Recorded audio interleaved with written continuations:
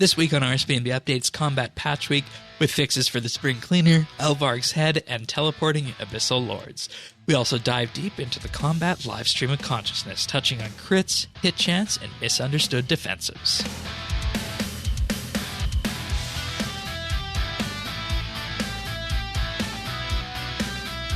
This is RSBANDB Update, episode 872, recorded Thursday, March 10th, 2022, the Obese Bagpipes.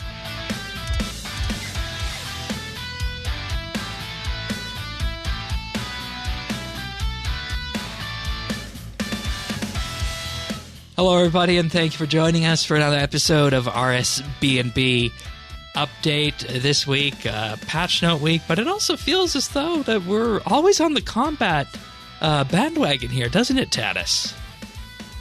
Shane is beating the war drums. I think you have definitely embraced your Terran self and now just like to kill things. But we have been getting a lot of combat lately in different ways, from bosses to Slayer to even live streams. And live streams and patch notes, right? To go through the patch notes and live stream with us, Bears. I don't know what your current in-game name is, Bears OP it used to be, but welcome back. Thank you for having me. My name, I think, right now is Bulls and 4. Oh, okay, so you're going always something sports related. Fair enough. Bears is, of course, one of the moving cogs of our combat echelon here at RSBANDB Update. I think we're gonna have a fun talk with the live stream this week. There were lots of fun little nuggets of information in there. It was a good one. I enjoyed it. It was. But if you're joining us for the first time, RSBANDB Update can be found at update.rsbnb.com. You'll find the full show notes there and more. You can also join our Discord at rsbnb.com/Discord. And we're at Friends Chat's BitsBytes. And I'll just say this once. If you ever want to be on the show or you think you have a set of services that you might want to offer, you can do that by visiting our Help Wanted form at update.rsbnb.com/help. All right. Help aside, patch notes this week. The hot fix for the implementation of the Syntistan Asylum instancing is in there. Have you gone back, Tanis, since last week? Oh, no, I haven't been back since last week. All right. I'm going to surprise you. I went back because I needed to get the lore book and the quest book, or the lore book and the key. Oh, okay. Okay. And I might subliminally be hunting a scourge. That makes more sense. Yeah. Bears, just while we're here, quick comments on the Slayer offerings from last week, if you have any. Still have not gone there. My clan started at bingo on the 1st, and that's where all my time has been. And Slayer is not part of it. Oh, that's too bad. Well, that's a lot. I've heard the whip is pretty good. I want to get one at some point, but not until I get more melee stuff. Yeah, you should definitely get the helmet, whatever you do. I will say that much. Yeah, I'll get around to it at the end of the month. Yeah, and I can see why now you wrote about what you wrote about last month when you're talking about clan events, bingos, and such. The Informer article about that was just published this past week. Thank you. Yeah, that was a lot of fun to write. I mean, it was a different thing than normal, I think, which is always good. I've been part of multiple clans, and it's just like every clan has their own event that they do frequently. So it was good to kind of add them all together. Yeah. And, we love our clans here. We talked about that a lot last week when bouncing back and forth between the abyssal creatures and such. And one of the bugs that was fixed this week with that is that the Spring Cleaner will now correctly disassemble High Alchemy Auric Halcom salvage drops from the Abyssal Lords. It wasn't doing that previously. It was just dropping them, and the Spring Cleaner was ignoring it for some reason. Oh, that's a good fix. Yeah. And, it was one of the few things I was actually bringing a note paper to that boss for, so I'm glad that's been fixed. There was also an issue with Slayer contracts being listed as nothing instead of Abyssal Demons after last week's update. Ooh. Yeah, and I assume you were still able to complete the contract and it was just a graphical glitch on that, so that was good. Now here's one. Using Incendiary Shot, players were able to extend Igneous Cleave, which is the EZK, the Zuck Sword special attack, and this was unintended and now has been fixed. Well, and that's a bleed too, right? So, yes. It sounds kind of busted. So with the helmet, that was probably real interesting, right? Right, because the Incendiary Shot is, of course, a ranged ability, but if you EOF the Igneous Cleave Zuck Sword, you can use it even if you're using ranged and get that effect from it. And if you're using Incendiary Shot, those combined, it was after 3 seconds, so it would have stayed longer with that. So whoops. Oh, okay. Well, then the helmet wouldn't have had any effect. No, I don't think it would. You can't do I don't the think switch. it would have. No. Yeah, you can't switch like that. Okay. No. Targeted Magma Tempest will no longer cancel if aimed at a non-NPC object or scenery. I don't know specifically what non-NPC object or scenery would be. What does that mean? If you targeted at a tree or something? Probably. I don't know. It feels like since this week, though, I've had a harder time using the targeted Magma Tempest, but I don't think this would cause that. Okay. All right. Fair enough.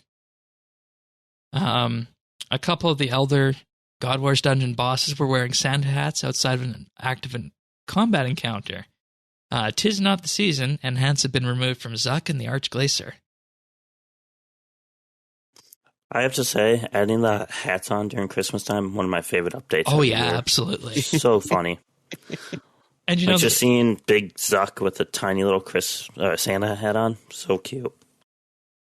And now the funny bit that I should have noticed is that, I was in the Zuck cave, and I didn't actually notice that he was still wearing a Santa hat outside of the encounter, which is just downright weird, in all honesty.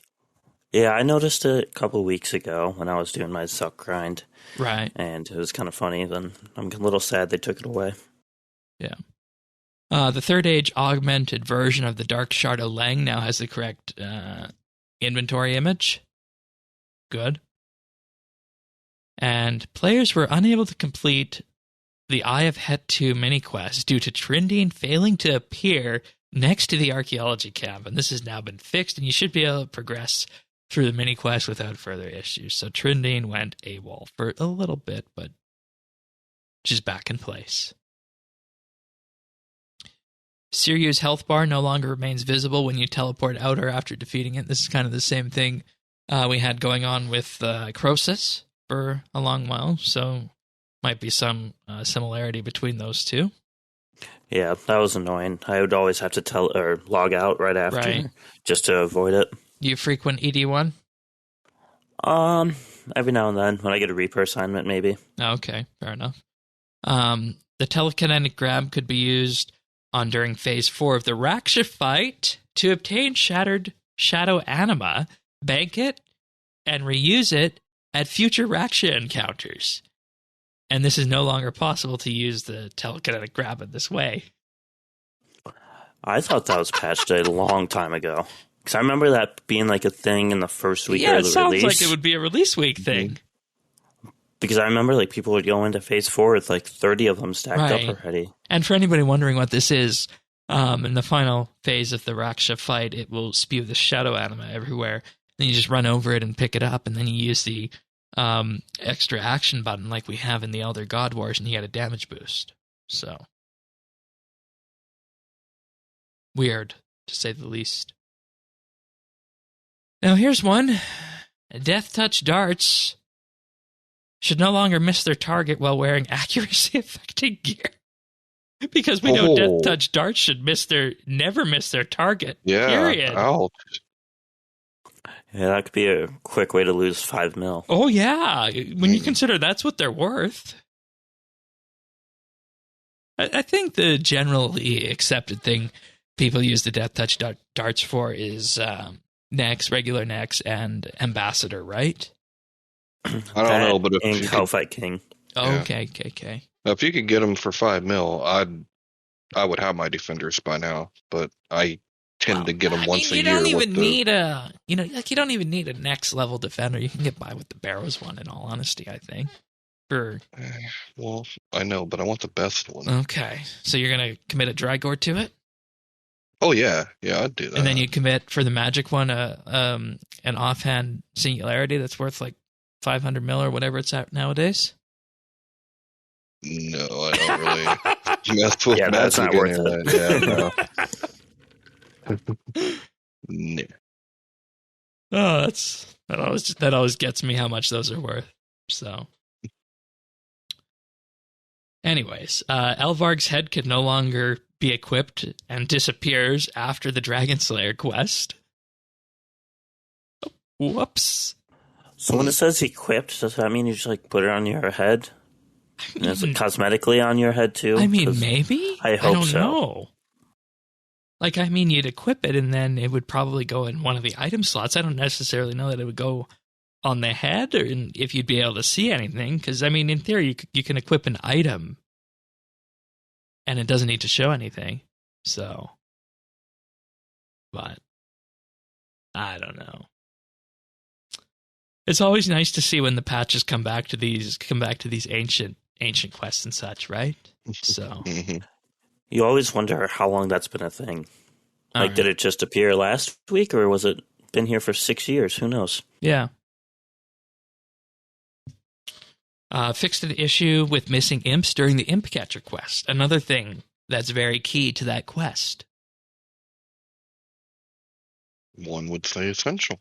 Yeah, because that's basically the whole point of the quest, right? Is get the beads, attract the imps, and catch the imps, and you're done. It's a very short quest. So, these are just kind of hilarious to go through. Fixed an issue with the Bix Templar shield cosmetic, which would float behind the player model when sheathed. That's, of course, from Yak Track. And players will now be able to continue attacking Abyssal Lords reliably as they perform a teleport. Yeah, that was annoying. That you'd always have to keep clicking on them if they teleported around because they have that huge teleport radius. So there's that. And then the Champion's Ring critical strike boost will now correctly apply to enemies who are affected by the parasite bleed. And of course, this parasite bleed we're talking about from the whip and the new tier 92 whip, rather, and the potential abyssal armor strikes. So, but you remember the discussion we had on this? Oh yeah. At the end of the year, and that there was really nowhere to use a Champion's Ring, right? Oh, I thought you were talking about last week with the spikes. Oh, but, like this was one of the rings that people really didn't want to use because everybody at the time would always use the Reaver's Ring. But this has some like interesting combinations now, right? Yeah, if you can, because the Champion's Ring gives an additional 3% critical strike chance against bleeding targets. And I mean, if you're continually applying this to everything around you, I asked David about this, if this is going to, provide a huge boost. And he said it's hard to say because Reavers is so strong and powerful and the preferred one that at this point there might be a use for this, but it would require extensive testing. I don't know. How do you feel, Bears, about this? The only place I can't even think of a place, but somewhere that you would not have 100% accuracy would be the only time it'd be better than Reaver's Ring. That's a good point. That's a good point. So I don't know, like AOD you wouldn't have 100% accuracy with melee unless there's all the debuffs. Right, and it raises a question of where you're going to be using melee in such an area that you would have 100% accuracy already, that you wouldn't be using something like Magic Arranged. Yeah. I don't know, maybe in the future they'll be releasing bosses again that don't have 100% accuracy against. Because with the Reaver's Ring, you're looking at 5% critical strike chance. And that's all the time, not just when there's a bleed. With the accuracy fall off. So, I don't know. I'd be interested to see metrics and how many people are using Champion's Ring. I would say not many. Yeah, because you just have to look at the cost, right?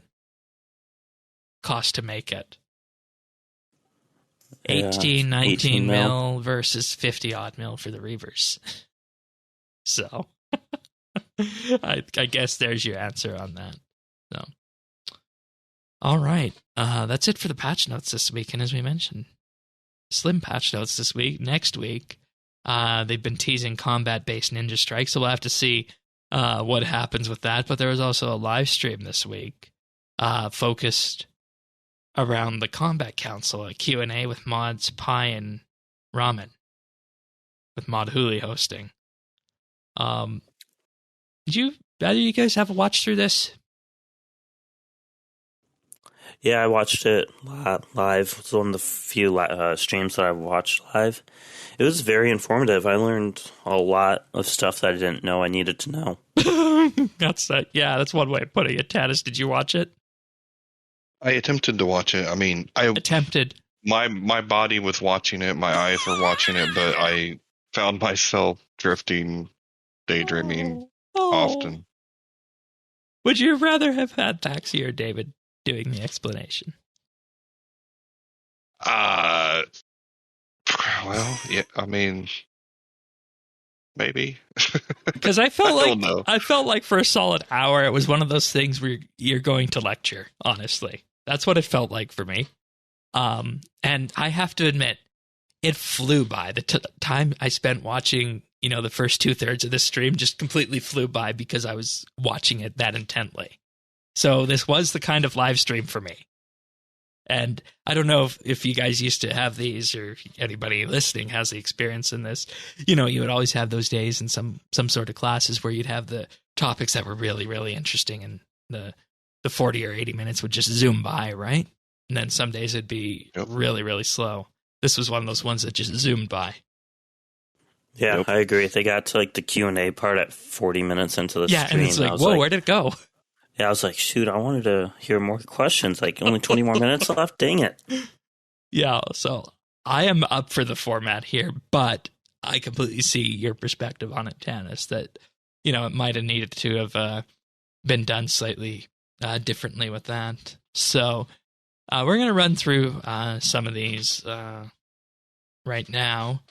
So one thing that they talked about was the combat loop. In particular, what happens when you click on something to attack. And it's a really convoluted decision tree flow where there's so many different things that they can hook into at the different stages with this.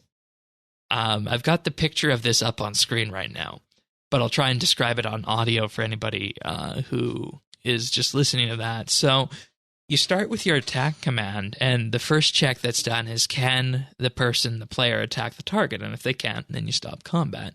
And if they can, you keep attacking. And then that opens the way for another potential attack command, and that check is reperformed. And if you can keep attacking, the game, in effect, asks the player, what am I doing? And then, at that point, it passes it off to an attack and animation handler, where all of your animations for the 3 different combat styles are hooked up and executed, because they said each combat style is animated slightly differently. So that's that. Then comes the question with the attack handler, do you hit? And if you hit, we carry on. If you don't, you're done. Moving on, then you calculate a damage window. That's in turn based on your ability damage or your weapon damage if it's an auto attack. Then you have places to modify the damage window for things like crits. I think they said crits happen here at this point. Or no, that would be at the damage. That would be modifying the damage window based on how crits are set up. Then you have player on hit effects, which is things like your poison, roll. Then you roll for the damage. Then you send the hit to the opponent. Then you deal with any modifiers that the opponent might have on. The example given was that if it's a player, then you look at something like prayers in this case, apply on hit target effects, or no, this would be the poison, sorry about that, apply damage and then handle death. Now, that sounds convoluted, but they spent probably a better part about 15 minutes going through this and talking about what was happening at each point in this. And for brevity's sake, I didn't write this down. in the notes, because I figured I'm going to say, and I thought of this at the live stream, if anybody listening to the podcast wants to know what that's all about, go watch this live stream. It does a far better job of explaining it and going through this than I could do in recreating it. So go watch that live stream if what I just described to you sounds interesting. If not, we're just going to keep chugging on. Bears, did anything out of that decision tree that popped up jump out at you? No, just I liked how they put handled death. Yeah. Just seemed a funny way to put it. Yeah, that's true. And I guess it's at this point we can say that this was done as a PowerPoint by ModPy, and there were different transitions used between each of the slides, and there was a word that was decided to be used based on replies on the tweet thread on this. And whenever he would say EOC was an inside job, that was the cue for ModSpear to move the slides forward. Did you guys vote on the poll? No, I didn't have a chance to do that. I voted for the options were Yeet, Adrenaline, Glaycore, and then in parentheses pronounced wrong, and then the winning one, EOC was an inside job. I probably would have voted for Yeet. Mm-hmm. I think that got second. That had 28%. Yeah.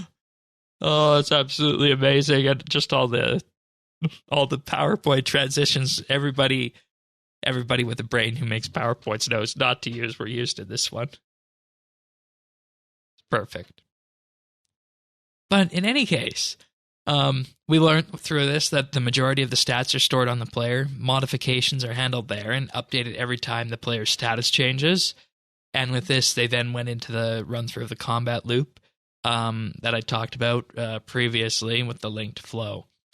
There are some other subsequent questions, like what kind of random seed is used, in particular for random number generation, and they just said they use the basic math random number generator that's provided with the Java programming language, and there's been analysis done internally that showed that yes, that is a sufficiently random enough number for the cases of RuneScape. So for anybody who feels that your hits that you deal are not random, it's been determined that it is random enough based on math on that, and that's a relatively easy thing to do. And come on, ask yourselves, why would Jagex have to lie about that?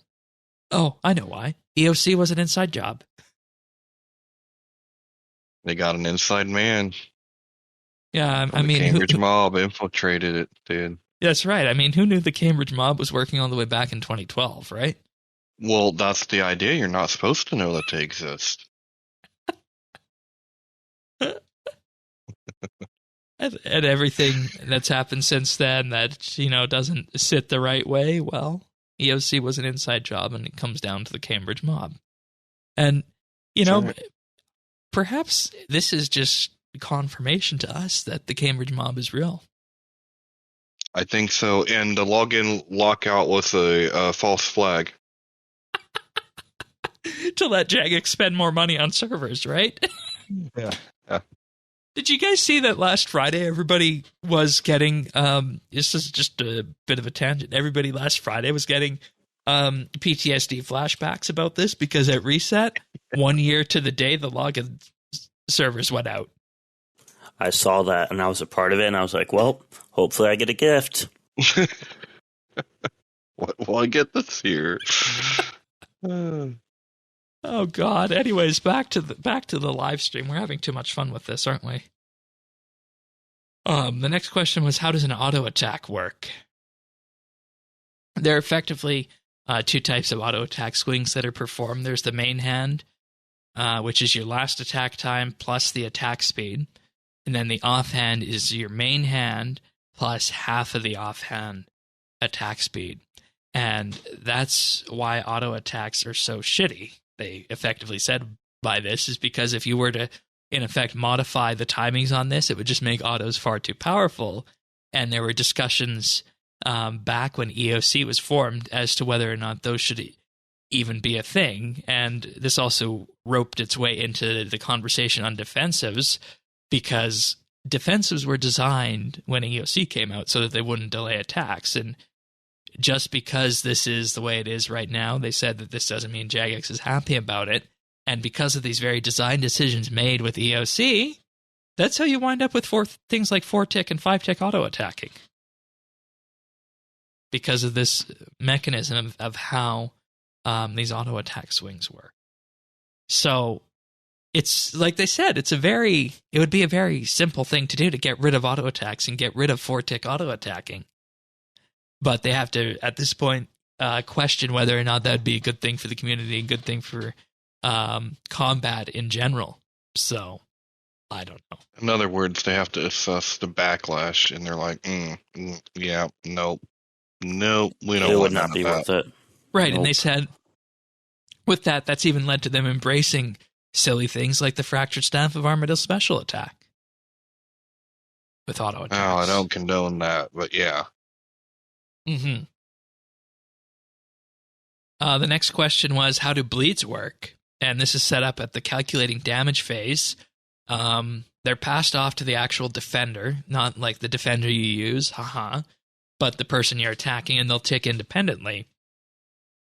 And because of this, you can actually only have one bleed timer running on an entity at the same time, like your slaughter, corruption shot, those kind of things. They're not happy with this, and they're actually looking at changing this so that there could be multiple bleeds on a target at the same time. Interestingly enough, Greater Barge, its timer runs on the player, and they said that moving all the bleeds over to the player so that they would work in that way is actually quite doable. It just would require a lot of testing to be done. So, and, I would be for this, not only because I think it would increase damage at group encounters, but it's always a shitty thing when somebody gets their bleeds overridden, I think. This would also be a huge buff for melee. Right, because if you were doing that, then you could just have multiple people stacking those bleeds at the same time, right? Yeah. Because and that's the bleed skill. Yeah, exactly. Like, melee is the bleed style, and it's just, you can really only have one person at a time doing it. Yeah.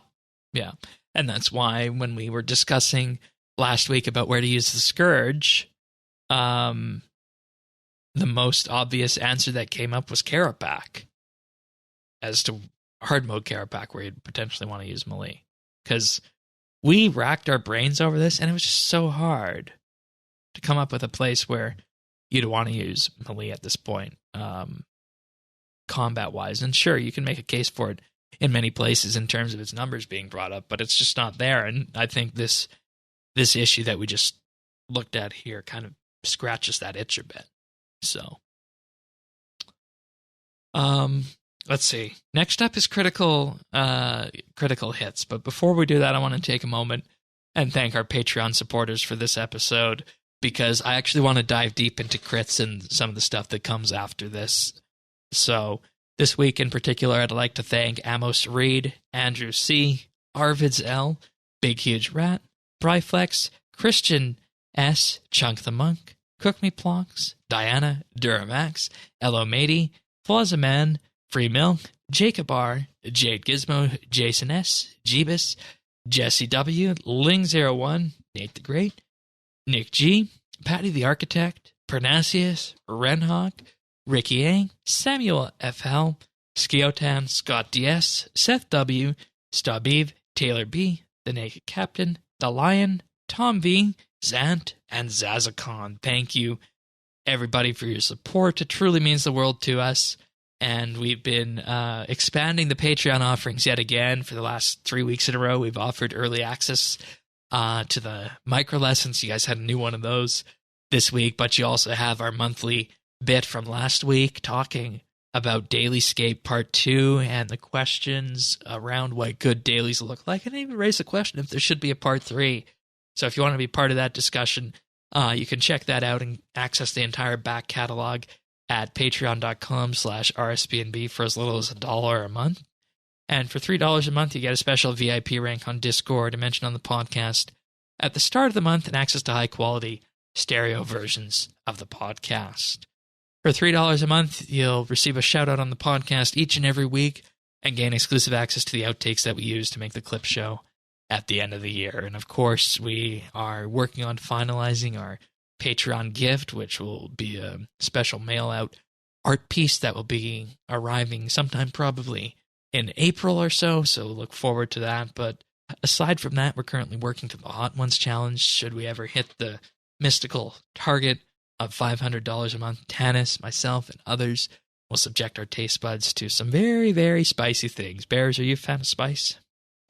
I am not, but I will sign up for this challenge. Ooh, okay. Someone Right. who's willing to do that right off the bat. I'm going to regret this, but we'll do it. All right. Sounds good. Tanis, what did you think of last week's monthly bit? Thought it was great. Okay, good. And Yeah. of course, if you want this or the entire back catalog, you can find that and more at patreon.com/RSBANDB. Thanks so much, everyone. All right. So, next up, critical hits. And this has been a topic of interesting discussion for me. Because I was actually looking this up and trying to figure out just what the heck happened with crits when I was doing most of my equipment build with the Tier 90 equipment for ranged and such. And crits are not something that is immediately clear how they work in RS, and it was kind of good to hear it from a position of authority on the live stream. But effectively, you have three types of critical hits. You can have a natural crit, which is where if you roll in the top 5% of your damage potential, which is effectively your fixed roll number of damage that you're going to do, plus a random top 5%. And this is why crits had to be removed from Onslaught, is because that could roll high in this natural window of it. So let's say, for example, you just have a maximum damage of 100. Obviously, it's going to be way higher than that, but 100 is a nice number. If you hit anywhere from 95 to 100, that counts as a crit, as a natural crit. Then you have rolled crits, which happen from your biting perk, for example, things that give you a chance to crit. It will, in effect, force that damage up to that top 5% mark. And then you have forced crits, which happen from things like Greater Fury. And 95% of random damage will be moved into fixed damage with crits. And with this, they also have things on this area that will increase the hit cap beyond what it normally is. And this is where the so-called on crit effects fire. Was this helpful to you, Bears, at all, hearing about this? Because, I mean, looking at the way crits are in RS, it's not immediately clear. Yeah, I had no idea how they worked. I just knew I wanted them whenever I had my Staff of Armadyl out. Yeah. And that's, of course, one of those on crit effects that they're talking about. So yeah, it was nice to be able to hear them talk about what goes into all the calculations with it. Yeah, and see, the reason I actually bring this out and why this was important to me is because in Star Trek Online in the past, I've done a lot of theory crafting around the math and whatnot of how the builds in that game work. But coming to RS and looking at the PVM system for the first time, crits were just something that was a complete black box and made zero sense with it. And is when I first started looking to it, I was like, oh, so anything that is going to hit above that 95% threshold is a crit, but there's also these things like forced criticals, and then how does your forced critical, in effect, roll its damage? And what they do with that is they just force it up to that 96 to 100% of your ability damage mark. So there's actually no way to scale crits beyond your ability damage, which is probably a good thing for power creep, but it gives them, I think, a place to go in the future on this. Tanis, any questions on this? Because I realize I'm kind of leaning on the math side right now. No, I don't really have any questions. Yeah. Okay. Fair enough. Crit good. That's what I know. Yeah. And, I think it's so important now, especially with Magic, as you said, Bears, with that staff and just all the crit builds we have with Magic now. So it's good. Next up was the roll to hit calculation, or your player hit chance. And this is something that was honestly described in a much more convoluted way than I think it needed to be described, because this is something that we went through when the Rex Matriarchs came out, and we actually have a nibble for it on the channel. So the way it works is that it's your accuracy divided by the armor and defense values of what you're fighting times the base hit chance. And with that, there's so many other things that come into effect on this, like player accuracy, the non-player armor and defense values, the player armor and defense values, the NPC defense ratings, or affinity ratings as they're called on this, and the player defense ratings. All of these things factor in to work out the critical strike chance. And I think this was described in a very complete way, but in all honesty, I think what the players have come up with is a lot easier to explain than what was described on the live stream here. I don't know if you felt that way, Bears, or if you looked into affinity and such before. I know somewhere there's a Excel spreadsheet where you can calculate your accuracy. And if I ever have any questions about accuracy, I always go there instead of calculating it myself. This is useful, but it's never something I'm going to calculate myself. Yeah. And, I think a better discussion would have been to talk about which bosses in game actually give you 100% accuracy along the way, because there's a good selection of them that do, right? Yeah, like Solak, debatably one of the hardest bosses in the game. Yeah, no worries at all. AOD, you need a hammer. Yeah. And then because that one's got some pretty chunky defense values, if I remember correctly, right? Yeah. But honestly, the boss that I struggle to hit at the most is still Rex Matriarchs. Yep, because they're designed that way. Yeah. And the interesting part about that's where they lean into the NPC defense ratings that are actually hard-coded onto the NPCs themselves. And this is where you have the... if they're strong versus you have a 45% base hit chance, same style, 55%. If they're weak versus you, 65%. And if you follow the NPC's weakness, that system that shows exactly what they're weak against, that goes up to 90%. So that's why if you're fighting the Rex Matriarchs, it's a really good idea to use what it says that it's actually weak to. So I always do that. And, if you are going to, say, fight Thentraken, you're going to actually have a better time using a bow and arrows than you would using just crossbows, just because it's going to hit that much more with that. So that's something to take into account as well, that there's some that are really, really skewed in that direction. And, there's lots of edge cases with this too, because we just mentioned the basics of this, right? But if you look at the affinity values of the Matriarchs in particular, I'm looking at Thentraken right now, its affinity values for the off styles of melee and magic are only 10. So you're basically never going to hit that boss if you bring melee and magic to it. So that's exactly what you said about the Rex Matriarchs. So that's where they heavily leaned into that. And for anybody wondering about all these stats, they I think they said they can be found with the Monster Examine spell, of all things, which I don't think I've ever used, despite having it unlocked. Have you guys? No. Never. But I'm going to go try it.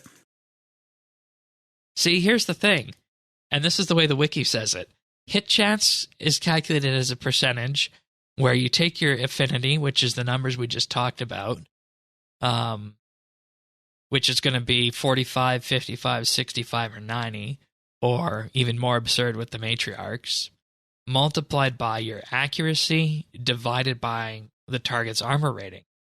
And with this, the armor values can be found on the wiki most of the time, or once again through the Monster Examine spell. And it's really as simple as that for calculating hit chance with that. So there was a lot more that went into this than they needed to, I think. So I am not seeing that spell. It's a lunar spell.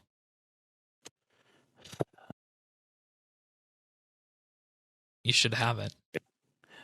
Lunar. Okay, 1 second. Or were you on ancient? Or maybe it's ancient. I definitely think it's lunar, of all things. But, you know, the thing that was running through my head on all this is that I think it would be a good idea, and I don't know if where this would fit in terms of the greater goals of everything that we've been talking about. I think it would be really nice if the accuracy was represented better in-game. Like if you could enter in an armor value or something to that effect, and then it would show you what your accuracy is in-game. Or it could show you exactly how critical hits work in-game. Because these have been things that have been so mystical for so long that if you want to build about them, you're gonna have a harder time doing so. So I don't know. That's honestly just how I feel about this. But once again, if you want more information on this, just Google this topic and pull it up on the wiki or watch the live stream from this week. So were you able to pull up Monster Examine? No, I am still not finding it. All right. I found Stat Spy. No. You have completed Dream Mentor, right? Yep. Oh, okay. I found it. I don't have any mind runes. That would be why mind runes. So it displays the monster's hit chance against the user. The user's hit chance against the monster. Oh, so this is the way of doing it. Okay. Interesting. And the value updates per attack. The monster's attack, defense, magic, and ranged levels, the attack rate, the armor, the affinities, the defense modifier, including the number of defense levels drained due to the effect of ancient curses. And that's something that actually wasn't also mentioned in the live stream, is that the ancient curses and such can lower these defense values. Weakness of monsters, if they're immune to poison, stun, or reflect, and the main attacking style of the monster, and the monster's standard maximum hit. So this is really cool. Yeah, so this is something that maybe we should be using more often, because I don't know what spell you're on, or what spell book you're on most of the time. I guess you'd probably be on Ancients, right? Yeah. Yeah, okay. Whereas with me, I mean, I'm on Lunars most of the time for Disruption Shield and such when I'm using range, so it wouldn't be that much of a problem to use this if I just wanted to go have a look at some of the combat mechanics that were happening. So I guess this is already in-game. You just got to use a spell to access it. Maybe this should just be part of the general combat UI. What do you guys think about that? I feel like you should not need to use runes for this. Like, this should be put into the combat UI. It should be right next to Analyze in all the spell books. Yeah, or even just have it as something that pops up when you click next to ability damage or main hand damage in that combat stats window. Because displaying hit chance and your hit chance against that monster, that's really useful. I'd say even add critical, I guess critical stuff would be part of that other UI, but add crit stuff to the UI and make Monster Examine just available to everybody for free. Because I feel if we're going down this path of always talking about how we're trying to make things easier and more accessible, Monster Examine could be part of that. So that's going to be my suggestion when it comes out of this. Yeah, why would that be hidden behind all the lunar stuff anyway? Right? Yeah, it doesn't even make any sense. Let's frame this in a different way. This came out in 2007. 5 years before EOC. There really wasn't much to combat back then that you would want to examine. If anything, you'd probably just want to see what its attack and defense levels were back then. You didn't need anything like your hit chance and the like, or affinities and such. So I can see why they did that, but at this point I think it just makes sense to just have this publicly available. Yeah, I still think it should be in the standard spell book, even in. Oh, I don't even think it should be a spell. Oh, well, most of the time something like this is a spell. Really? It just should at least, it should just in at other least games? be in the standard spell Oh, book. really? Interesting. I wouldn't think of that way. So you'd be okay with it just being standard spell, like analyze and disassemble and such? Yeah. All right. Fair enough. Next up, they went into general Q&A. I think this is the point where I woke up and realized that, oh God, those last 45 minutes went really quick. So the first question asked, is there going to be a possibility of reworking old special attack adrenaline costs or effects to diversify the EOF as it's a finality meta? And the answer to this was that it's okay to let old things die, and there's some things that definitely should be looked at, like the Nox specs, like the Mirrorback special, or the Staff of Sliske, which is one that people really don't like. And if it happens, it'll be happening one at a time. I know you... I have a quick funny story about the Mirrorback special. Okay. One of my buddies was PKing, and someone cast the Mirrorback special when he was trying to kill them, and he instantly wiped himself. It was so funny. I was like, that's the only time I've ever seen that used successfully. Well, and see, that's the thing. If they change that and then they move it, then you get into a point where there's going to be, the one or two people who use this, and then you're going to have a problem with changing it. So, I don't know. And for anybody wondering, the actual definition of the Mirrorback special is it summons a Mirrorback spider to take 50% of the damage directed to you for 10 seconds, up to a total of 10,000 damage. And the Mirrorback spider also reflects this damage back to the opponent. Oh, that's just hilarious. Yeah, I can't think of any other situation where that would be good. Yeah. Maybe it is one of those niche PvP kind of ones. But how do you feel? Do you think that the EOF meta needs to be diversified? No. We already have, best in slot ones is already 8 or 9 EOFs. Right.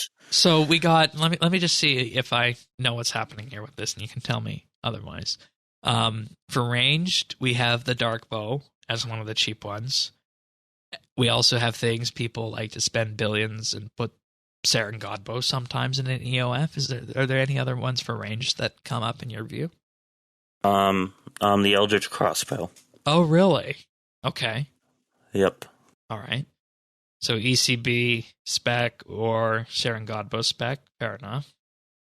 I know people used to talk about the Magic Shortbow one, but I don't think that's that useful in this day and age. I guess it's a good budget option to the Dark Bow if you didn't want to spend as much as a Dark Bow.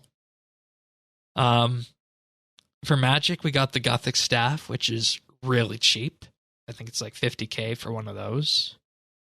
We also, at the slightly higher end, we have the Armadillo Battle Staff, the old Armadillo Battle Staff, not the Fractured Staff of Armadillo. Are there any other Magic ones that you can think of, Bears, that pop up? People will switch the Gothics and Zamorak staffs in and out. Okay, the it's Zamorak not their only one. left. What does the Zamorak? It reduces the enemy's attack, so they'll hit you less. Okay. So I think people use that at Karapak. Yeah, another one I know was used at Karapak on the range side was the Circle Blow, which lowers the magic attack as well, I believe. I know there was a comment on the video last week, or this week, the Nibble, I think, or maybe it was the main podcast, about using the Karazi special attack with an Abyssal Scourge, in that that's one of the most effective ways to spread that parasite bleed around the room. So that was something that new that came up. But yeah, Circle Bow lowers target's magic level based on damage dealt. For melee, I know Dragon Claws are a cheap one, as is the Dragon Halberd, now that that's taken off cooldown with Cleave. Zaros Godsword, or do people not do that? People will do that for AFK and Slayer. No, Zaros. No, not ZGS, sorry. I was thinking Saradomin one, the one that heals. ZGS, no. People will not utilize that. All right.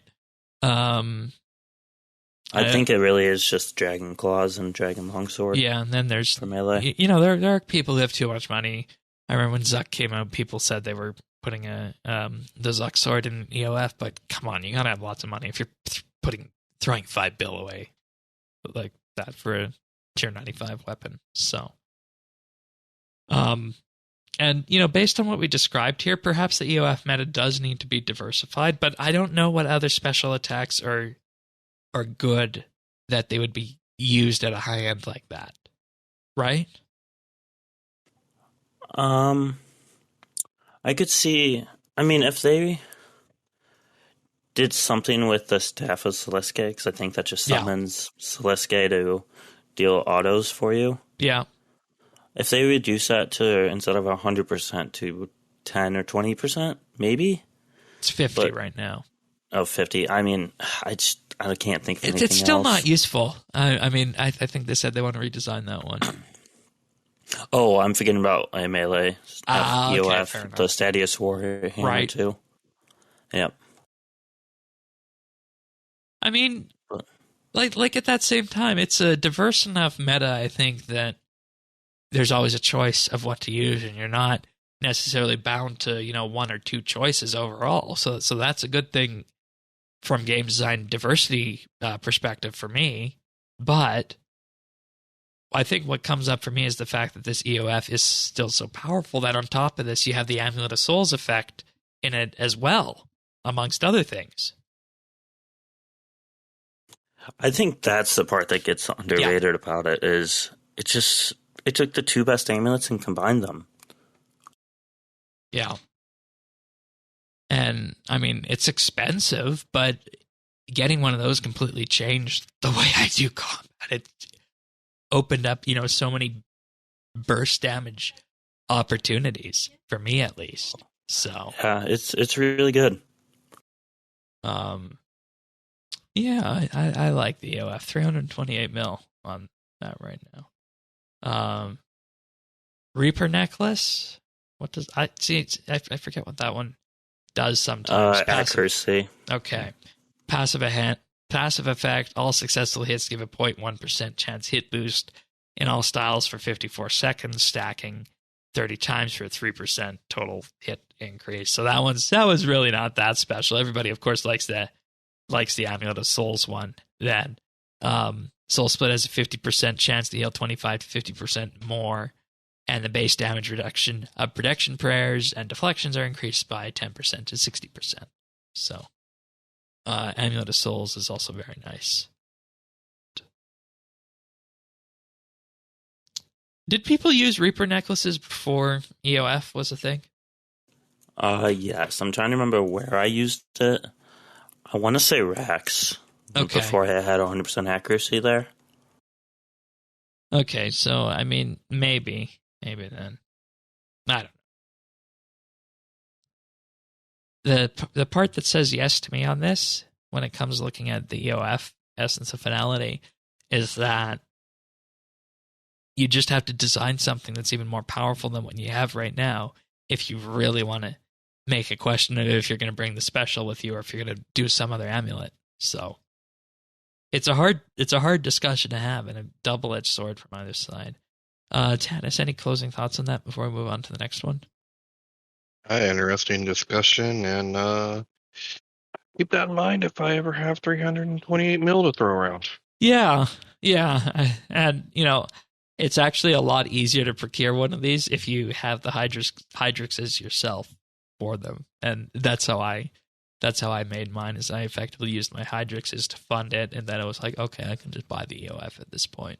So, but in any case, the next question that came up, despite EOC being an inside job, was that if a set of Tectonic armor, that's the tier 90 magic power armor, goes for about 200 mil, but Serenic goes for around 30 mil, could supply be increased by adding more energy per kill or adding occasional drops to some Slayer mobs? And the answer to this is that there are Virago changes incoming. And if there were to be a Tectonic drop source, they could be done with new Slayer creatures. And they say even with this, the changes would be just unlikely to bring it down to the level of Serenic armor.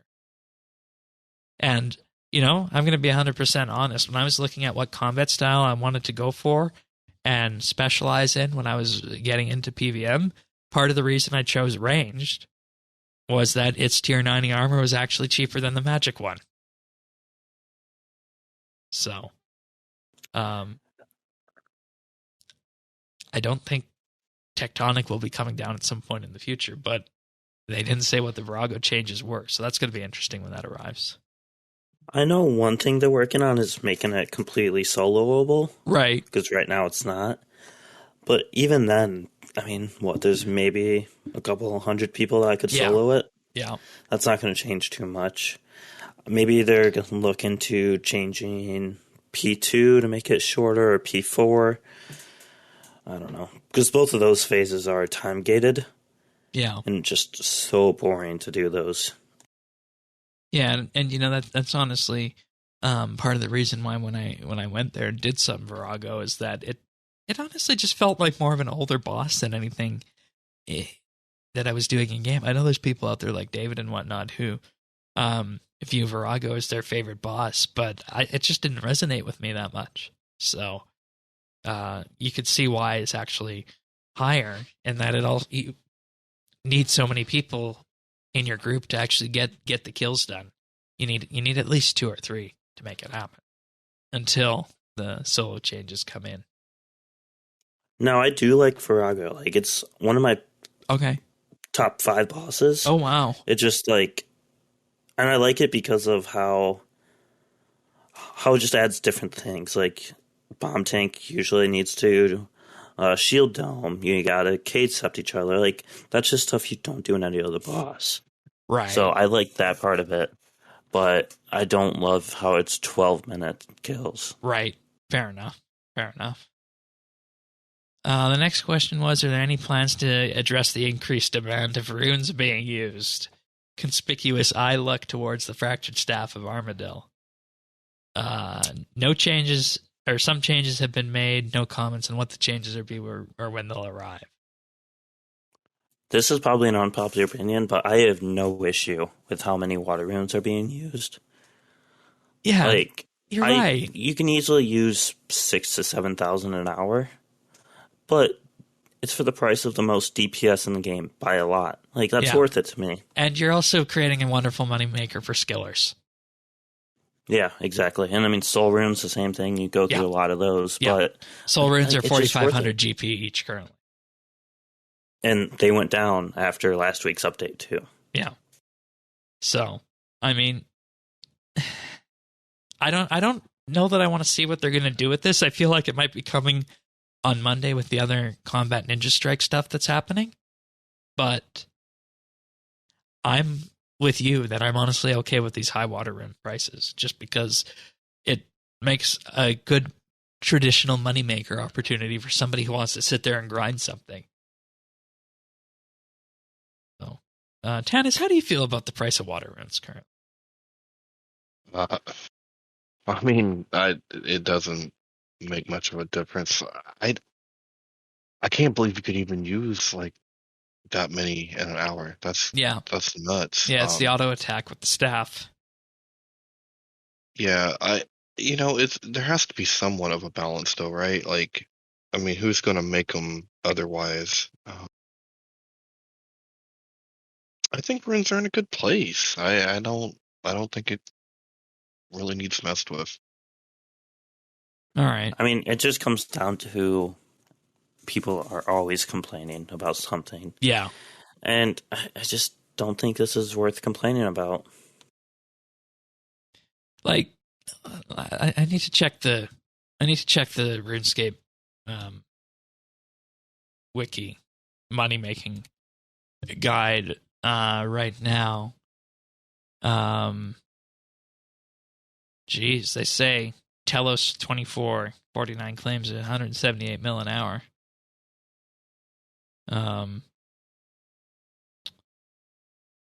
Water runes. Oh, it's down the list a bit more. Apparently, according to the wiki with this, water runes could be 29 mil an hour profit. That return on investment of 1,300%. That's awesome. Yeah. And this involves spending 1.1 mil on power bursts of sorcery. So, yeah. I mean, I don't know if it's actually this high. It always feels like they make these higher than they actually are. But hey, it is what it is, I think. So, we'll just have to wait and see what the action taken on that is. Then comes a question that I think anybody who has done combat or tried to tank in game is immediately aware of. Are there any plans to update or rework shields? And in their view, the problem with this is that you have 3 defensive abilities that are completely too powerful in the form of Barricade, Devotion, and Residence. In that Barricade and Devotion completely negate all damage that comes in, and Residence sometimes, you can, you're at a boss, you drop the prayer, and then Resonance, a 6 to 8k hit, then you're healed up, and you heal more than any food could ever heal you. So they feel that these abilities are too powerful. And with this, the situation is that if you're using a 2-hand or you're dual wielding, you switch to the shield and Resonance the big hits. But at the same time, maybe Mon Ramen said that they have to look into something like the Spirit Shields do. He feels they're awesome in his own words, in that they suck your prayer points away for the 30% damage mitigation. And then this really exemplified how passionate he was about this part of it. And he said that something we need to be better at as designers, and we need to be more okay with putting out mobs and creatures that, in his own words, absolutely you up. Well, disagree with that, but okie doke. But just wait, here's what he said. He said, imagine a level 115 plus Slayer mob that could hit 7,000 plus autos, like 7,000 plus damage. Then the player would have to effectively use a shield and defensives. The problem with this then becomes that the player loses full access to the abilities, and the speed at which damage is done slows down massively. And the hard part would be figuring out a way that works around a massive amount of swaps that are available equipment-wise. And this raises a lot about where shields are at in the game design-wise and how shields can be made useful. And it's the reason why there have been no new shields since 2013. So a couple things on this. Yes, let's First dive off, they are absolutely right. Barricade, Devotion, Rezo, way too broken. For example, fighting Jad. He no longer one hits you if you miss a prayer flick. He hits like 8k, right? Yeah. So what a lot of people do, including myself, you will do a Vengeance and like just let one of the hits hit you. Which one is Vengeance again? It just reflects some damage back. Okay. It's a spell. Right, the spell. So that'll do like 4 or 5k. So just a free 4k hit. Then the next hit you just reso it and you're back to full health. And it's like nothing happened. And it's just so silly how easy that is to do.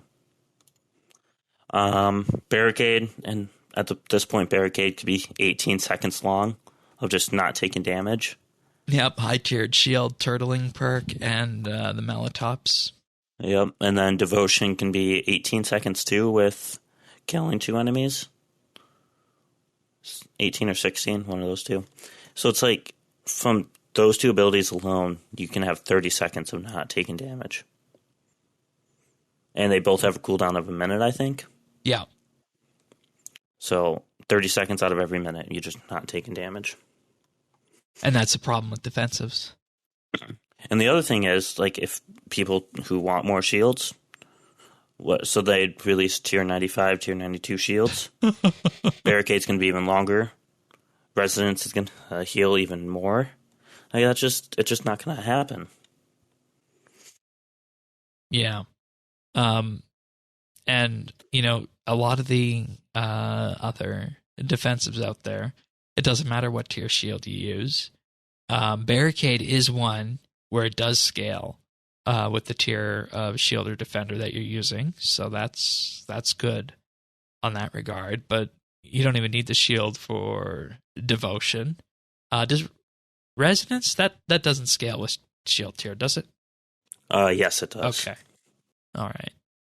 And so 50% to 100% based on the level of shield that you're wearing. So I don't know. The other thing with this is, in every other game that you play, there's always a tank role. Yep. And RuneScape does not have that. I mean, there's some bosses where you have a quote-unquote tank that just takes a different style of attack, basically, of damage.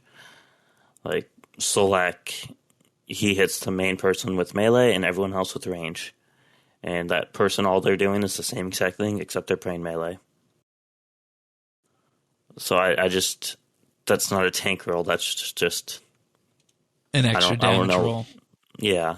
Yeah. So I don't have an issue with them trying to find a way to use shields if they are used in the way that you use them in other games. In an ideal world, and you're entirely right, that what tanking is in RS isn't what it is in any other game. We need to be 100% clear with that. It's just a different damage roll with a few more defensives slapped onto it.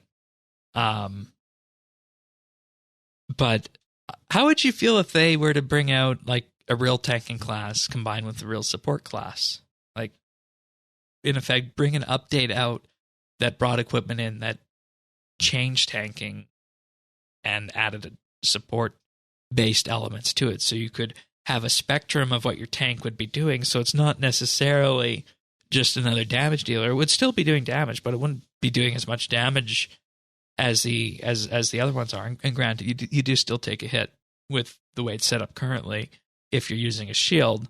But imagine having a dedicated tank class, because I think that's what you were going for, right? You were saying RS doesn't have that, other games do. Yeah, and honestly, at one point I thought they were going to do that before the magic buff, because it seemed like melee could be the tank with Trend Masterwork, right, and being able, and then magic was kind of the support where they magic could became heal other tank class. Yeah, they like magic can heal other. They can apply fallen bombs. Yeah. What's the other one? Smoke cloud. So it's just like there's a possibility for it, but I think at this point I don't know if they could go about doing that. Yeah, and one thing I haven't been able to reach around into the community and talk to people about, but for people who do, things like raids and Virago, because you mentioned at Virago you're going to have your bomb tank and such and your main tank, right? And you're going to have to intercept hits and whatnot off of someone else and potentially use barricade with that. One thing I didn't get around to doing, and I think would be an interesting discussion to have, is to people who filled these tank roles at group bosses in RS, how would you feel if the tanking mechanism in-game was changed to be a little bit more traditional like other MMOs, I guess would be the question on this. I would guess a lot of them don't like it, would not like that, because they're equipped at this point to they're expected to deal damage. Right. So, I mean, for joining like the public AOD Discord, the damage difference between like one of the other roles and base is like 100,000 damage in 30 minutes. So like not much at all. No. So, I mean, it's incredible how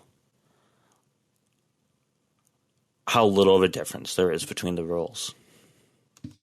And there should be, based on how tanks are structured in other games. But if you Yes. bring this forward to anybody who plays base tank in any of the group bosses here, they're probably going to have a conniption at that.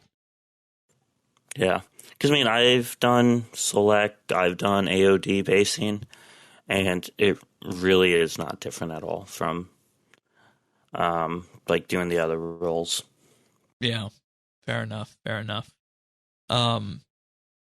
Another thing that did come up is the Raid's Octo set that has the ability to reset defensive abilities, because we were just talking about barricades and whatnot. Well, lo and behold, here you are. You can have your cooldowns reset on barricade and resonance and all that if you're using Octo. Well, that isn't kind of, I guess, another thing that they roped into that. It would have been interesting to see what the design looked like when they were building that together at that point. So I don't know. It feels like again that RuneScape just doesn't have this class system that so many of us would like, and it's just built around doing damage, which has at times really had me wishing that I was back playing another game with a dedicated support class or a dedicated tank class with that. And that's something that I still haven't been able to duplicate in RS yet. So, I don't know. Tanis, do you have any thoughts? I mean, the only thoughts that I have is keep Slayer for Slayers. Keep your bossy shit at your boss. You don't want that Slayer mob hitting you with 7k plus autos, do you? To me, that's a fundamental misunderstanding of what people want when it comes to Slayer. No. But that's about all I have. Yeah, but the Lords last week weren't too much for you, right? No. No, I mean it's fine. It's one thing to put up a fight. It's one thing to dress appropriate for that fight. It's another thing to make me have to move around and do special abilities and all this other crap that goes along with bossing, not casual Slayer. Yeah, fair enough. And, I honestly think that if they were to just redesign this defensive stuff, what would we be looking at for bosses that would be affected by this? Solak, AOD, Virago, Raids, any others? Where you need a dedicated base or more? Base tank? Not that I can think of off the top of my head right now. So it's just 4. I don't know. And maybe this is a discussion we should have had with a wider forum. Maybe we need to do a whole monthly bit on defensive combat. I don't know. Because would you be interested, Tanis, in using defensives for Slayer in some form? Or do you just want Slayer to be damage focused?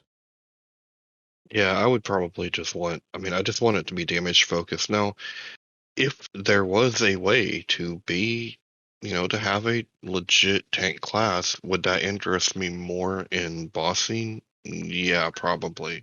Quite a bit more. Yeah. But that's just not the way it is.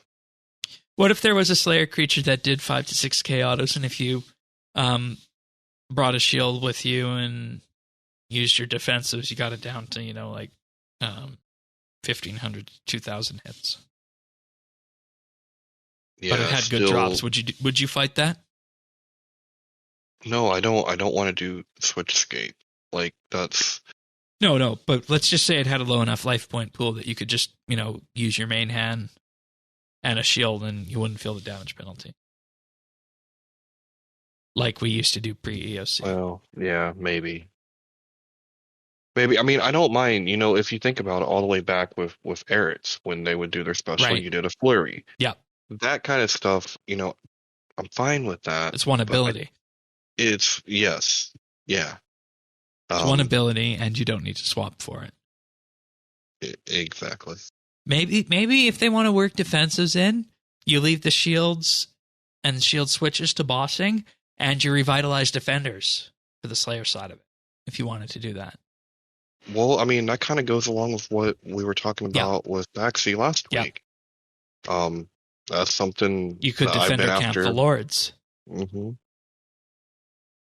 So, I don't know. I honestly feel like this is a big discussion that needs to happen in more places on this. So, but I don't have faith that the community would be able to have this discussion, provide the feedback that they need to, because I don't think there's many people that play RS that play other games that have the dedicated tank class. No, people get set in their ways. Exactly. And any change to that is threatening. Yep. To them. Yep. Agree. One thing I agree with Mod Ramen, those spirit shields are sweet. Yeah. I think there's a good trade-off with those. And moving forward, if they wanted to do another shield, I think doing an upgrade to those would be the way to go about doing it.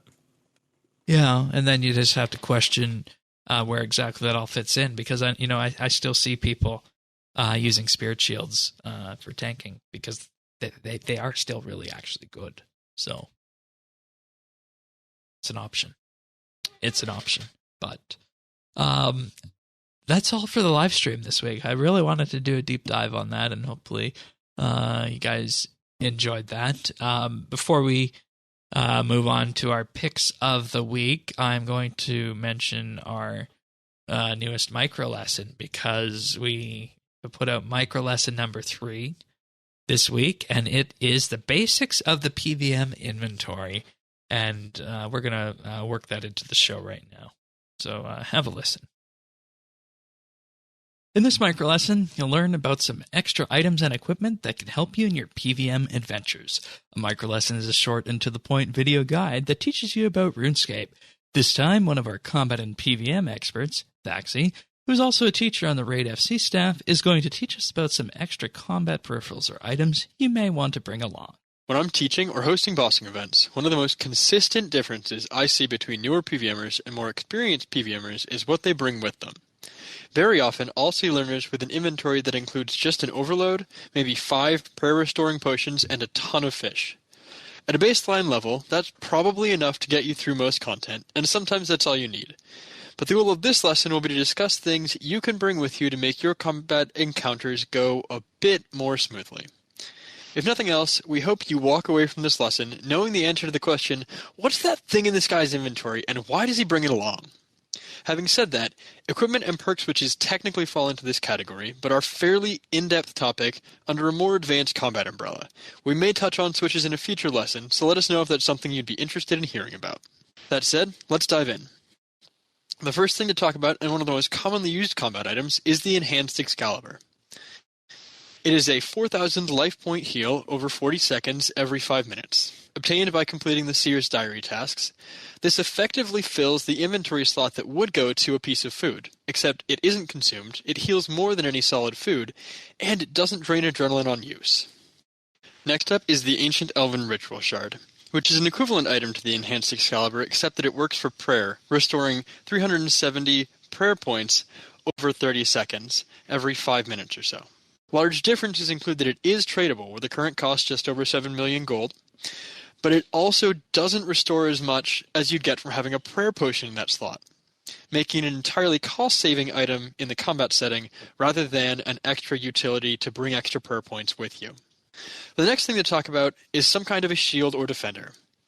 These allow you to have access to defensive abilities in case something goes wrong or in case you need to use Resonance for a clutch heal while trying to squeeze that one extra kill out of your trip. I usually say that it is almost always worth bringing a shield just to get used to using them in case you need to. Next, we're going to talk about Weapon Poison, specifically Weapon Poison +++, as it is tradable, and so for most people that's the option you should be using. It causes your attacks to apply and reapply a small amount of additional damage. It's fairly cheap for the amount of damage it provides, and is generally worth using against any target that isn't immune to poison. Next is the Adrenaline Renewal Potion. These are one of the most advanced items we'll cover today, but they can make a big difference. They restore 40% adrenaline over 6 seconds, and enable you to use powerful thresholds shortly after using an ultimate, without the damage trough you'd otherwise have while you build back to that 50% adrenaline. It's important to note, making these may require use of the assist system, as they do have a fairly high Herblore requirement to create. Next thing is the actual food you bring with you.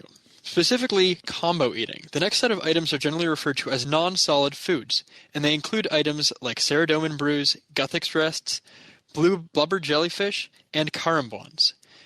These healing sources are unique in that they can be used simultaneously with traditional solid foods to heal for a massive amount in a single game tick.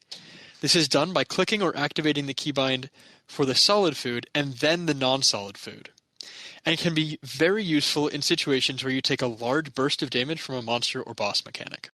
Next is vulnerability bombs. These apply the vulnerability spell to targets in a 3x3 area near where they land, increasing the damage those creatures take by 10% for the next minute. These bombs must be activated with a keybind, and the damage increase they give is really noticeable. Lastly for today, the Adrenaline Urn allows you to keep adrenaline topped up between fights so you don't have to stall adrenaline if you want to start a fight with some powerful ultimates or thresholds. I mentioned it at the start of the lesson, but for emphasis, these are just suggestions of items that could help make your combat a little easier. You should feel free to bring whatever items you feel are going to be helpful or necessary for completing the content you want to play.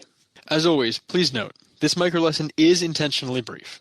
These are just some items that are useful to bring when doing combat in RuneScape. If there's an item you normally bring that we didn't mention, or if you have any questions, tell us in the comments below. And if you found this video useful, like and subscribe. Thoughts on Micro Lesson 3, folks? Best one yet. Uh-huh. And I can't wait to do the equivalent on the skilling side. Yeah, but farming one is happening next week. What do you think, Bears? Yeah, I loved it. Very informative. I mean, I see the same sort of things where people think 20 sharks is good, but, blubbers are probably better and stuff like that. There's so much you can add to it and whatnot. Oh, yeah. And I liked it.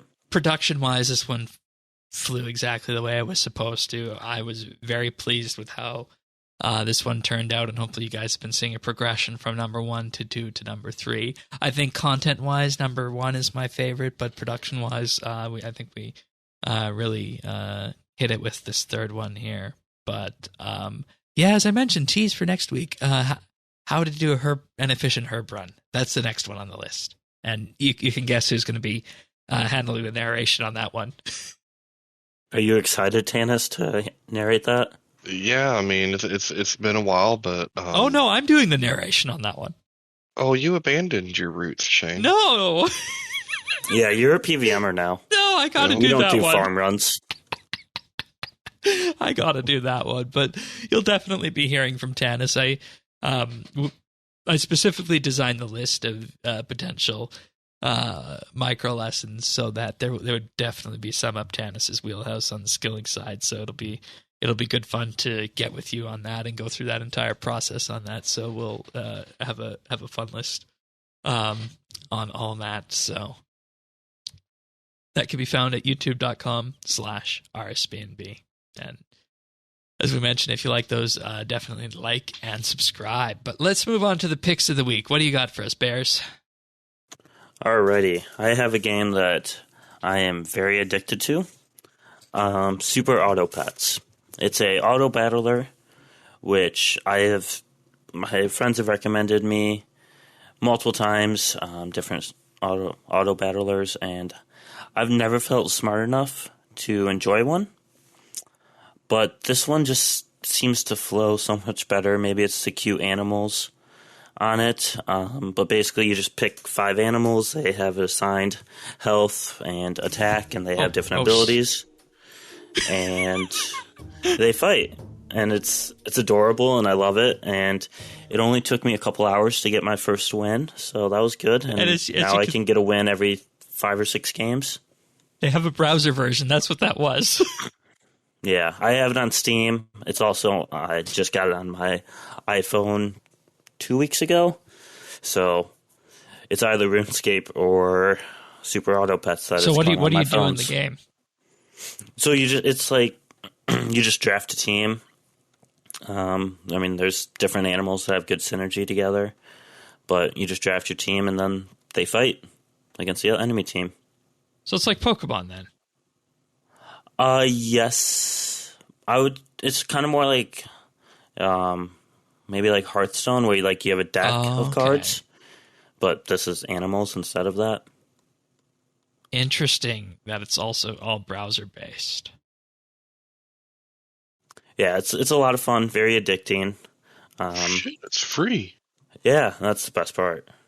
Oh, damn. And it works in a browser where, I think the last browser game that was free that we all played was RuneScape. Right? Yeah. Got good ratings, too. It's got nice art style as well. Yeah, it's a lot of fun. I really recommend it.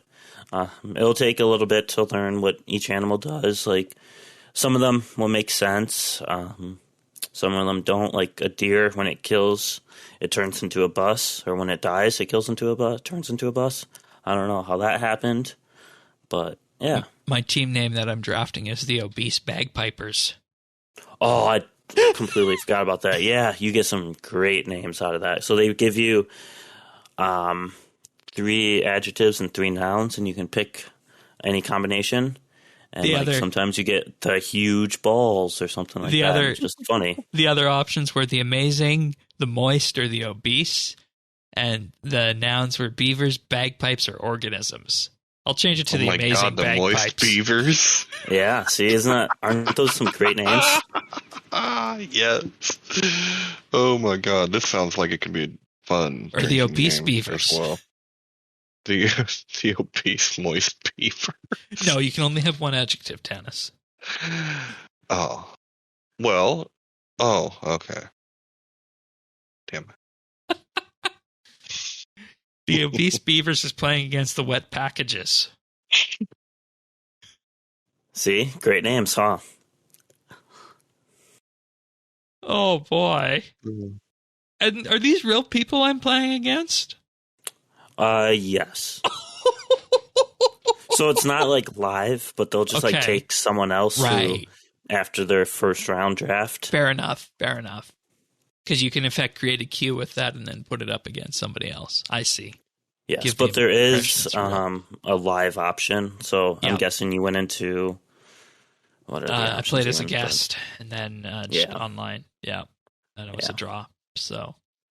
Interesting. Oh, yeah, God. It's a lot of fun. I just saw it on YouTube one day, and now I follow multiple streamers for the game. I watch YouTube videos for it all the time, and I play it all the time. So it's a lot of fun.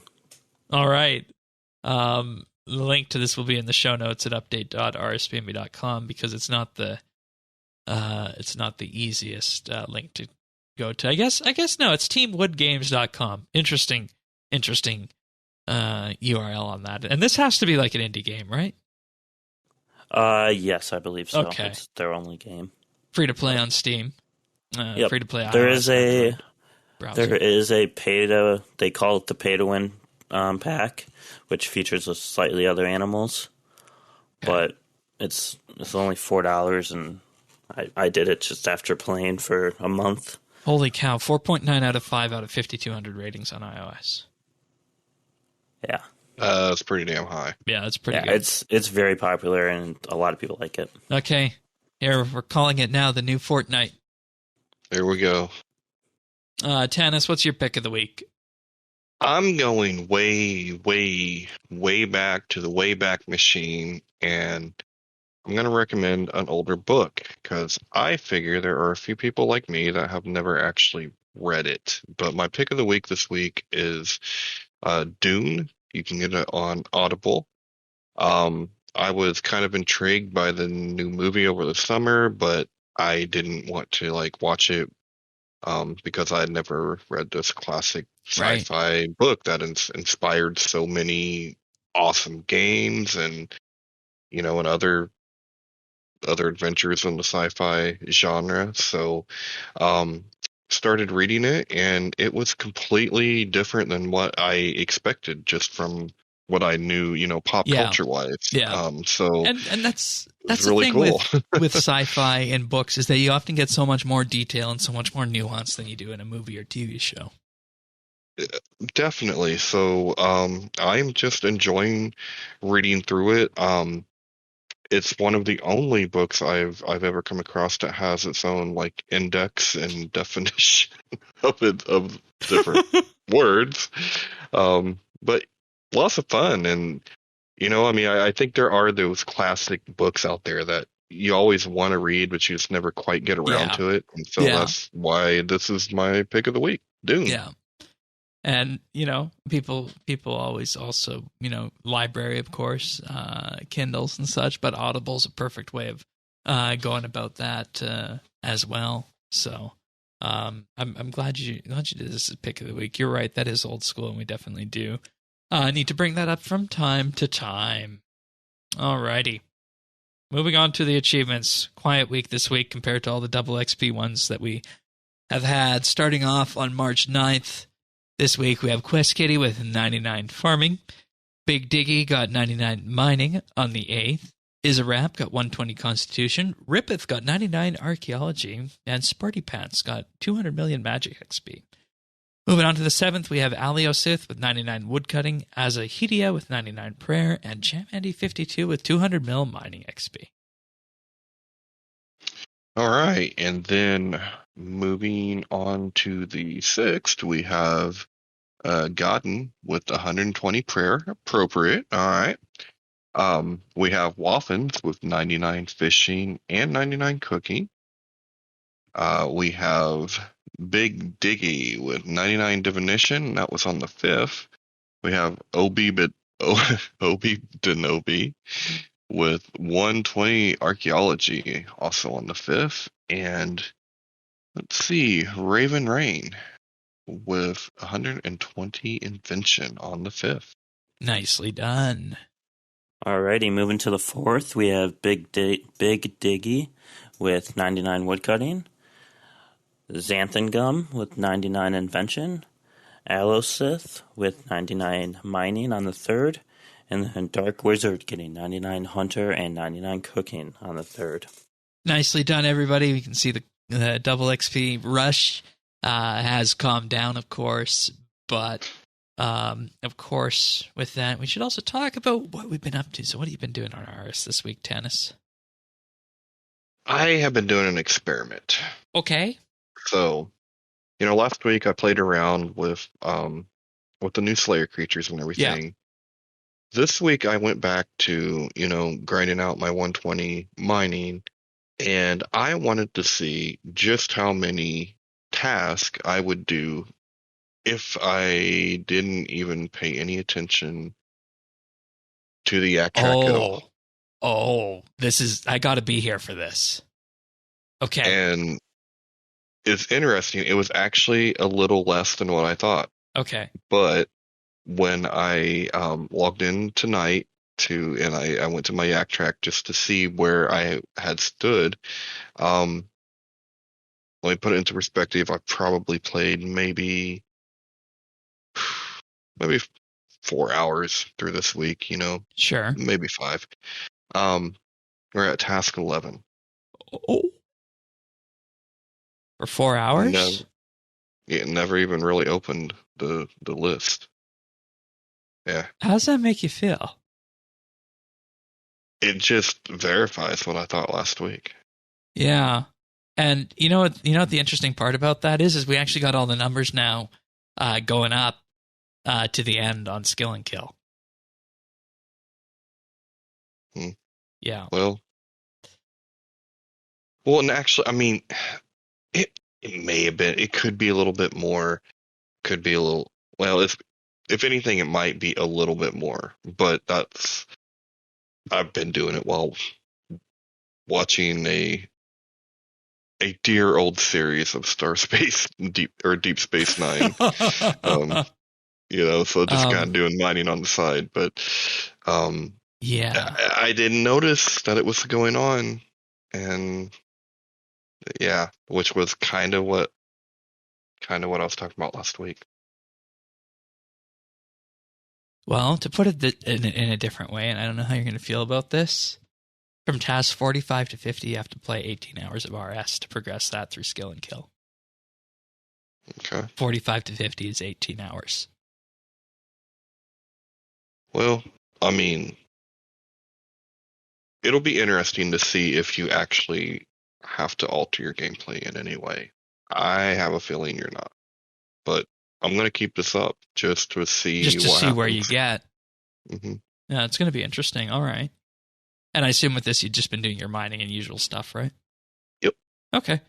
And for anybody wondering, he's been just mining in the animicas and such, going for 120 mining and smithing. So. Yep. All right. How about you, Bears? So, as I mentioned earlier, my clan is doing a bingo. And this has been a lot more difficult than I expected. Is it a clue bingo? So clues was one of the spots. You had to get like a die or backstab cape, a Orlando Smith's hat, something like that. It was like one of them, not all of them. So my team actually got that on the first day, so we were pretty lucky there. But some of these are just insane. Like there's a seismic set, so doing enough Rago to get both seismics. There's a appraisal wand or core, which my clan does a lot of AOD, so that one won't be too bad. The one that I've been grinding out was all the weapons from God Wars Dungeon 2. So, doesn't seem too bad. You can AFK Hellweir, you can AFK Vindy, Greg. Twins, I think you can AFK. But I want you guys to take a guess how long it took me to get the Dragon Rider Lance. How many hours? 3? 4. 17. Oh my god. Yeah. It was very frustrating. So I got enough kill count to do 10 hours right off before the month started. And I did a couple hours every day so far this month. And I finally got it this morning. Damn. Yeah. Now that is a dry That's streak. a pain. Yeah. And I wasn't the only one on my team going for it. We had another guy go 5 hours dry, another one go 2 hours. So in total, my team probably put up 25 hours of indie. Oh my god, just for one. Yeah. And it wasn't even, it's only 1/7 of a square. Oh so my. This bingo board is kind of insane, but it's a lot of fun. There was Anima Orb set. It was one of the options too. So Wow. it's gotten me into doing a lot of stuff that I wouldn't be. So we did a couple hours of Rots because all the shields are on there. Been doing a lot of Solak because that's on there. So there's a good mix. There's also a boss and skilling pet option. So gives other people an option there. Yeah. Wow. It's supposed to last till a whole month. So Okay. that's why it's just time for that. bad, There's but time for that then. Yeah. No, it's been interesting. Okay. We do bingos. We do obviously the PVM bingo and the clue bingo, but I don't think we've ever had any skill pets on our bingo before. So I might suggest that to the people who run the bingos at Clan Quest. So that might be interesting for us if you're listening to this, whoever you are. I think that's Derp or someone. I'm not sure who, but yeah. Anyways, anything else, Bears? Not too much. Haven't really touched my Iron Man since this month started. Right. But that was a big focus in February. I basically only touched that account for all of February. All right. Well, as for me this week, it's of course been a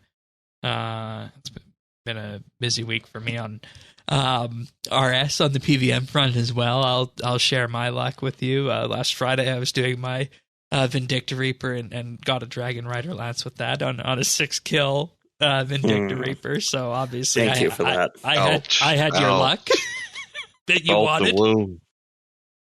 Too soon, buddy.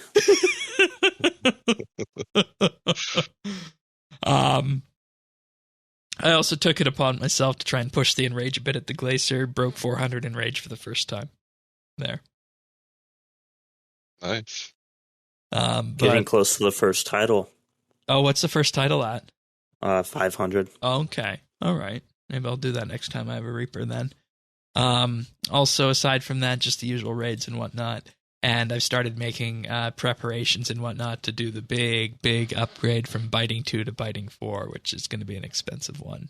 RIP Noxbow, I'll say on that. But aside from that, just a few dailies here and there, and as you can tell, we probably put a good amount of time this week into that micro lesson. So that was occupying most of my free time this week as well. But I'm looking forward to seeing what we have coming down the horizon with this. So I don't know. I'm still really enjoying the PVM front. I just got to say that. So Traitor. I don't think there's anything else. You good, Tannis? Anything else? Anything else, Bears? No, I'm good. All right. Nope, I'm good.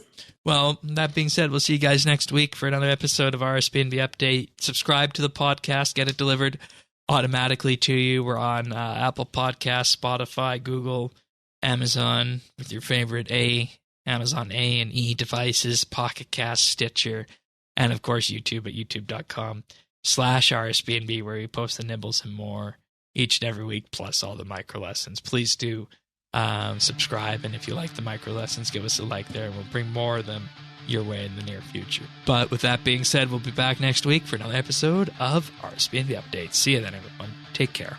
See ya. See ya.